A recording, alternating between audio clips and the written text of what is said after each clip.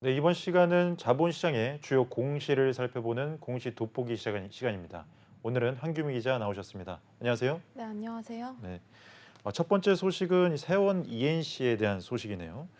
세원 ENC가 대표의 이 배임 혐의에 대해서 고소장이 접수됐다고 공시를 했습니다. 네. 그러면서 이 주가는 하락세를 그리고 있는데 먼저 이 세원 ENC가 어떤 회사인지 설명 좀 해주시죠.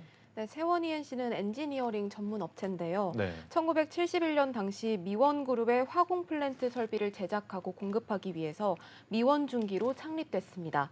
세원 ENC는 플랜트와 유압, 그리고 GS라는 3대 기술 산업 축을 기반으로 하고 있는데요.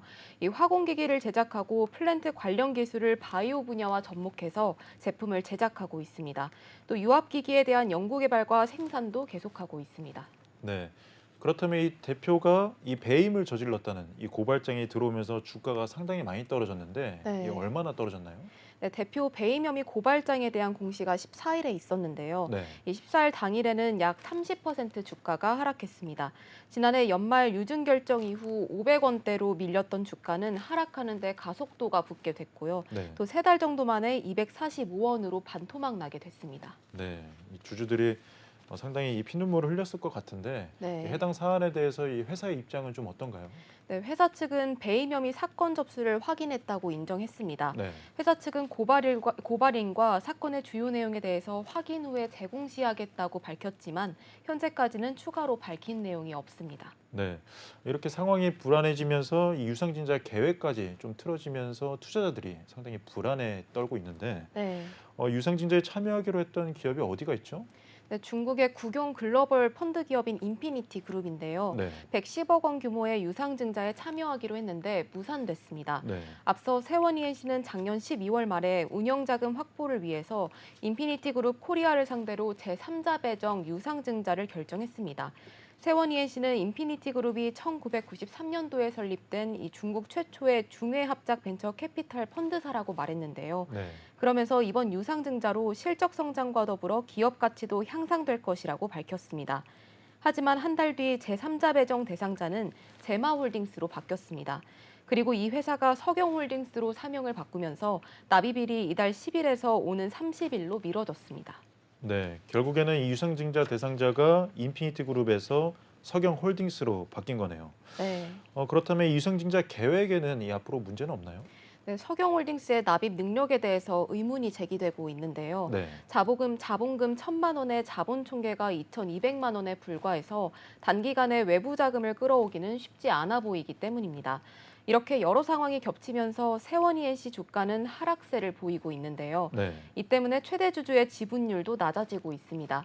디지털 킹덤홀딩스가 담보로 제공한 세원 ENC의 주식 가치 하락으로 반대 매매가 7번 이뤄졌고 또 지분율이 약 12%에서 약 5%로 줄어들었습니다. 추가 반대 매매가 나와서 5% 이하로 떨어지게 되면 최대 주주 공백 사태가 발생할 수도 있습니다. 지난해 3분기 기준 5% 이상 주주는 디지털 킹덤 홀딩스 한 곳뿐이었습니다. 네. 최근에 이 세원 ENC가 신사업에도 상당히 많이 진출을 했죠. 네. 뭐 대체 불가 토큰, 뭐 메타버스, 2차 전지 등 요즘 테마가 이루는 이런 신사업을 많이 진출을 했는데 네. 매출은 어느 정도 되나요? 네, 지난해 당기순 손실이 843억 6,700만 원이었는데요. 네. 전년도와 비교하면 급증했습니다. 또 같은 기간 매출액은 1,266억 2,700만 원이고 영업이익은 18억 1,800만 원입니다. 전년보다 매출액은 52% 늘었고 영업이익은 흑자 전환했습니다. 회사 측은 지난해 실적에 대해서 화공사업본부의 수주가 증가했지만 공정가치 금융자산 평가손익 감소 등으로 단기 순손실이 늘었다고 설명했습니다. 작년 매출이 대폭 늘어난 것처럼 보이지만 기저효과를 감안하면 이전 수준으로 회복했다고 보기는 어려운 상태인데요. 2020년부터 2021년의 경우에는 코로나19로 플랜트 사업 부문 매출이 부진했기 때문입니다. 코로나19 이전인 지난 2018년과 2019년의 매출액을 기준으로 하게 되면 각각 5.3% 그리고 30% 줄어들었습니다. 영업이익 역시 가까스로 흑자 전환했지만 단기 순손실은 수년째 적자를 이어가고 있습니다. 특히 지난해는 최근 3년간 단기 순손실 규모가 가장 컸는데요. 네. 지난 2020년 단기 순손실은 266억 원이고 2021년에는 24억 원을 기록했습니다. 네, 이런 상황일수록 실적 회복이 상당히 중요할 텐데요. 네. 근데 최근 이 주력 사업과 무관한 이 사내이사들이 이 선임안을 주총 안건으로 올려졌죠. 네. 그렇다면 이 사내이사 후보는 누군가요? 네, 세원이엔씨는 최정환 아람코리아 대표와 이성열 공인회계사를 포함해서 김동아 제일칼라 대표와 HL 디자인 송희준 디자이너에 대해서 신규 선임 안건을 의결할 예정입니다. 네. 중소벤처기업부 자료에 따르면 최 대표가 이끄는 아람코리아는 매니저업으로 분류된 업체인데요. 네. 이 주 생산품은 엔터테인먼트 관련 사업입니다. 또 김동아 제일칼라 대표는 지난 2021년 코스닥 시장에서 상장 폐지된 이노와이즈의 전 최대주주인 이노와이즈 코리아의 대표를 맡고 있는데요. 일각에서는 일부 사내이사 후보자들의 이런 경력을 보면서 회사의 경영 정상화 의지가 부족한 것 아니냐 이런 지적이 이어지고 있습니다. 네. 이와 더불어서 현재 시가총액도 상당히 낮아서 이 시세 조종에 대한 이 우려가 좀 있는데 네. 업계 전문가들은 좀 어떻게 보고 있습니까?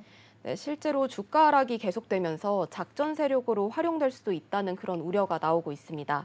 시가총액이 작은 기업은 작은 금액으로도 이런 시가 조종이 가능하기 때문인데요. 네. 금융투자업계 관계자는 하락장에서는 한 방을 노리고 동전주에 투자가 몰리는 경우도 있다고 언급했습니다. 특히 동전주는 급등락이 심한 만큼 회사 실적을 확인하는 등 투자에 주의해야 한다고 설명했습니다.